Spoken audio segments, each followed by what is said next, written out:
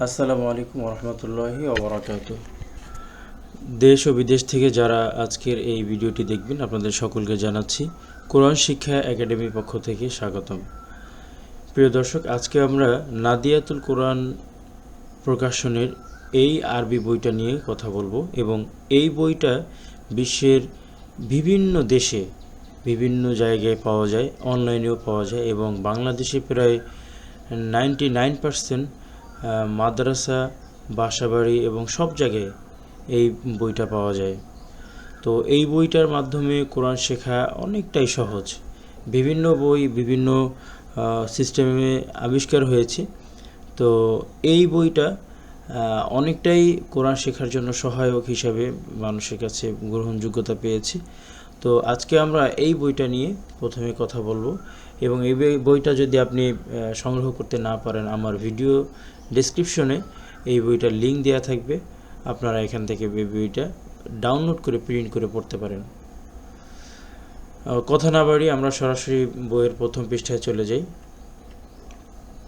এই বইটাতে প্রথমেই রয়েছে 1 নম্বর পেজটা, আমরা দেখতে পাচ্ছি এখানে যে 1 নম্বর পেজ রয়েছে। এইখানে শুরুতে আছে রব্বি শরহলি সদরি রব্বি ইয়াসসির ওয়ালা তুআসসির। এখানে শুরুতে রয়েছে রব্বি ইয়াসসির ওয়ালা তুআসসির ওয়া তাম্মিম আলাইনা বিল খায়র। আমরা দুরূদ শরীফ পড়ে নিই। আউযু বিল্লাহি মিনাশ শাইতানির রাজীম। বিসমিল্লাহির রহমানির রহিম।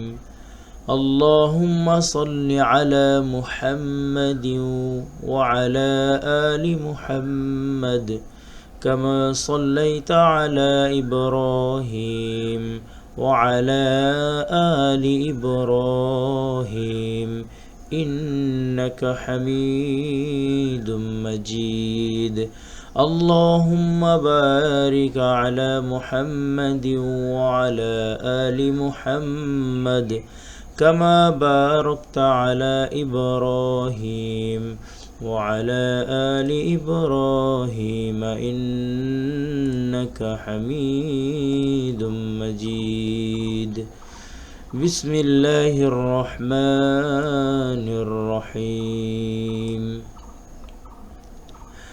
প্রিয় দর্শক, আপনারা যারা আলিফ বা তা সা এই অক্ষরগুলো চিনেন, এই অক্ষরগুলো পড়ার বিভিন্ন ধরন আছে এবং আপনি শুধু আলিফ বা তা সা হা খ দিম জিম দাল জাল এইভাবে পড়ে গেলেই হরফের হক আদায় হবে না এবং হরফ যেই উচ্চারণের যে মাখরাজ, যেভাবে সুন্দর করে আল্লাহ তাআলা কোরআনের ভিতরে বলেছে অরাত্তিলিল কুরআন তারতিলা, তোমরা কোরআনকে সুন্দর করে পড়ো। তো আমরা যদি খুব বেশি দ্রুত পড়ে চলে যাই এবং এর মাখরাজ সিফাত আদায় করে না পড়ি, তাহলে আমাদের পড়াটা কিন্তু সহি শুদ্ধভাবে হবে না। আমরা এই আজকে প্রথম পর্ব আমরা শুরু থেকে আলিফ থেকে ইয়া পর্যন্ত আজকে কমপ্লিট করব। এই বর্ণমালা নিয়ে আমাদের কয়েকটা পর্ব হবে, কারণ আমরা ধীরে ধীরে ধীরে ধীরে উচ্চারণ সহকারে পড়ব ইনশাআল্লাহ। যাই হোক, আর কথা না বাড়িয়ে আমরা সরাসরি ক্লাসে চলে যাই। এইটা উচ্চারণ হবে আলিফ আলিফ আলিফ আলিফ বা। এক একটা নিঃশ্বাসে এক একটা অক্ষর আমরা পড়ব এবং উচ্চারণ সহকারে। বা তা সা উচ্চারণ হয় জিহ্বার আগা উপরের সামনের উপরে দুই দাঁতের আগার সঙ্গে লাগাইয়া। আমরা অবশ্যই মাখরাজ নিয়ে একদিন আলোচনা করব, আজকে প্রাথমিক অবস্থায় এটা আলোচনা করছি।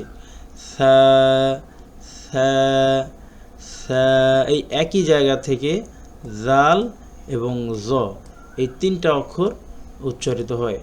এটা নিয়ে আমরা ইনশাআল্লাহ একদিন ভিডিও তৈরি করব এবং একটা ক্লাস থাকবে।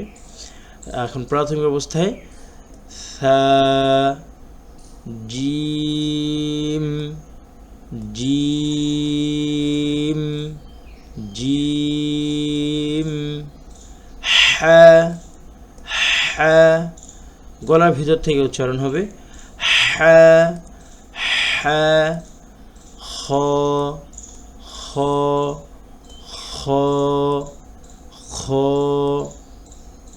আচ্ছা, আমরা আবার শুরু থেকে পড়ি। একটা কথা মনে রাখবেন, আলিফ বা তা সা জিম হা খ এইভাবে পড়ে গেলে কিন্তু পড়ার সৌন্দর্যটা আসবে না, এবং প্রত্যেকটা অক্ষর এক একটা নিঃশ্বাসে পড়তে হবে। আমার সাথে সাথে আমরা আবার বলি, আলিফ বা তা সা জিম হা খ। আমরা আবার একবার পড়ে আসি। এইভাবে প্রত্যেকটা অক্ষর হাত দিয়ে ধরে ধরে ধরে ধরে পড়তে হবে। আলিফ বা তা সা জিম হা খ। আচ্ছা, এইগুলো এইভাবে হয়ে গেলে আমরা এবার চেষ্টা করব এই অল্প করে অক্ষরগুলো যেন শেষের দিক থেকে শুরুর দিকে যাওয়া যায়, অর্থাৎ অক্ষরগুলো চেনার জন্য। এরপরে দাল দাল জাল র ঝা সিন শিন সদ বদ। আমরা আবার এই কটা অক্ষর পড়ি, এই অক্ষরগুলো আবার আমরা পড়ব। দাল দাল, এইটা বাংলায় যে আমরা দ উচ্চারণ করি, এই দয়ের সাথে কিছুটা মিল আছে। দাল দাল র ঝা সিন শিন সদ বদ। আচ্ছা, এরপরে আমরা নিচে যাই। ত য আইন গইন ফা কফ। আবার এই অক্ষরগুলো আমরা পড়ব। কফ এবং কাফ, এই অক্ষরগুলো আমাদের খুব সেন্সিটিভ এবং উচ্চারণের ক্ষেত্রে খুব সতর্ক থাকতে হবে। ত য আইন গইন ফা কফ কাফ। কফ হলো গম্ভীরভাবে এবং জিহ্বার গোড়া তার বরাবর উপরে তালুর সঙ্গে লাগাইয়া। আমরা মাখরাজ নিয়ে অবশ্যই আলোচনা করব, প্রত্যেকটা অক্ষর মাখরাজ থেকে উচ্চারণ করব এবং কোনটা কোথায় কোন অক্ষর মাখরাজ হয় সেটা বলবো।